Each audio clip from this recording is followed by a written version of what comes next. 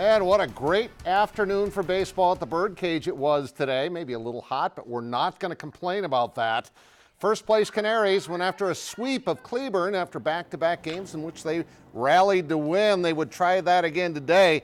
First inning, Chase Simpson, who had a great series with the RBI to right field. Railroaders lead at 1-0. Sixth inning, it's still 1-0 when Casey Huth blasts one to left field. That makes it 2-0. But the Canaries of late have been the comeback kids, and they would come back indeed. Ale Lago with a single up the middle. That trims the lead to 2-1. We go to the seventh inning now, and KG's got more to cheer about. A two-out double by Brett Vertigan, who's got the best beard in the American Association. That makes it a 2-2 game. But in the ninth, they came unglued. First of all, it was Hunter Klayman with his two-run clobber to left, and then Ryan Flores hits four batters within 11 pitches. Yikes. A couple of walks thrown in there. They give up 6 runs. Tomorrow they take on Gary South Shore in the first of a weekend series. They lose a game. They were tied 2-2 in the ninth inning. 8-2 was your final. Birds are 10-9 on the season. Now the Twins were in Cleveland again, trying to avoid being swept, and Max Kepler made sure it did not happen. Homered to lead off the game. Then he hits a 2-run homer here. That makes it 3-0. And then he comes up again. And watch what happens here. Deep to center. That ball's gone. Kepler has now done this twice at Cleveland. Hit 3 home runs in a game, and it turned out to be just enough. He had 3 homers, 4 RBIs, and the Twins win a thriller 5-4 the game. They really needed to just kind of push Cleveland back a little bit. They still lead by 10.5 games in the Central. Twins are 41-20. Barrios was good. He's now 8-2 on the year. Well, in case you missed last night's Sportscast, USD's Chris Nilsson did it again. Last year as a sophomore, he broke the meet record with a vault of 19 feet, 1.5 inches. Well, last night he went well past that when he cleared the bar at 19 feet, 4 1/4 and left the bar shaking. Somehow, some way, that bar did not come off. And he's, come on, Derek, come on, give me a hug. Yeah. And I'm not done, though, because I'm going to clear 19 feet, 6 1/4.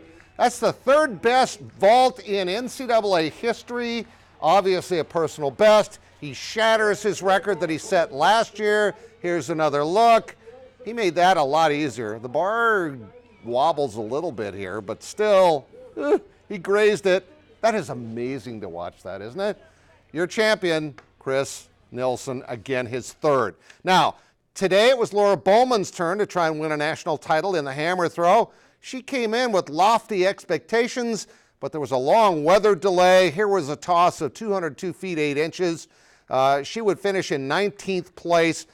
Best in her flight was Beatrice Liano of Arizona State, 221.3, but your winner was Cameron Rogers of Cal, 234.7. That's quite a heave. Let's go to the board and see that Bowman gets 19th.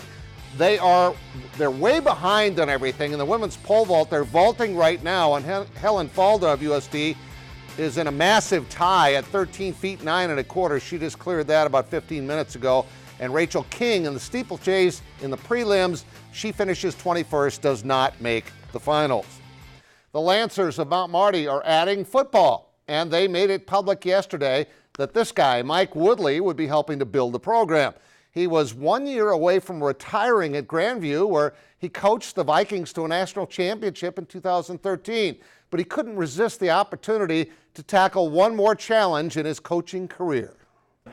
When this came about, it was just, you know what, I'll just take a look. And then the more I looked at it, it was actually a better situation that I inherited at Grandview when we started that program down there, at least up front. And with the things I'm getting and what they're helping us with our staff, facility, things like that. The Lancers will begin play in the GPAC in 2022. So that means Mike's going to be extending that career a bit. By the way, he turned the Grandview team over to his son. The Storm hit the road Saturday night for Des Moines, where they'll play the Barnstormers in a very important game. They rolled past San Diego at the Premier Center last Saturday night, 60-7, improving to 10-2. But quarterback Lorenzo Brown knows his team will only go as far as those guys up front take them in the postseason. we go as our offensive line takes me, and then how I take the rest of it. So it starts up front. So without those guys in the trenches, battling every play, we wouldn't be as successful as we are. The last time these teams played, the Storm won this with no time left on the clock on a crazy catch after a drop for a touchdown. Iowa's 11-1, Arizona's 12-0. The Algoma Knights have made a habit of winning girls' state golf titles. Tuesday in Watertown, they rolled to a 55-shot victory and had the top 2 players in 5 of the top 10. Oh, and that's 8 titles in the last 10 years under Rod Garrison and now Tom Janza. This ranks right up there with the best program in state history, and depth is the real reason why. We have the ability to draw from every player a really good score all year long. Every one of these girls contributed in many matches throughout the year. We're so close as a team that's what makes us different than everybody else. We know that if one of us messes up, there's going to be 3 more there that can make up for it, and that's what the best part about it is you're not putting everything on yourself.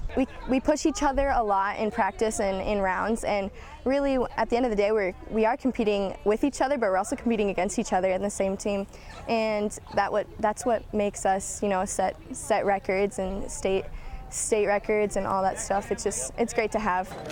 Again, this was one of the more dominant performances we've seen in Class AA, a 55-shot victory for the Knights. And again, the Blues beat the Bruins tonight 2-1. They lead the Stanley Cup Finals 3-2. We'll be right back.